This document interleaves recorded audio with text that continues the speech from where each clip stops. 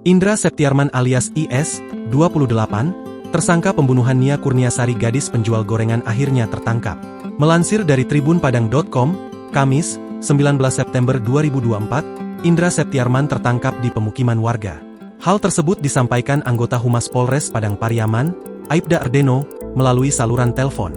Ia menyebut pelaku diamankan di permukiman warga, saat polisi sedang melakukan pengejaran. Saat ini IS sudah diamankan pihak kepolisian dan akan dibawa ke Mapolres Padang Pariaman. Sebelumnya pihak kepolisian sempat mengalami kesulitan dalam penangkapan IS, Kasat Reskrim Polres Padang Pariaman, Ibtu AA Regi menjelaskan, tersangka IS yang sedang diburu merupakan warga Kampung Korong Pasasurau, Juha Guguak, Kecamatan 2x11 Kayu Tanam atau tetangga korban. Sementara korban tinggal di Korong Pasasurau, Nagari Guguak, Kecamatan 2x11 Kayu Tanam.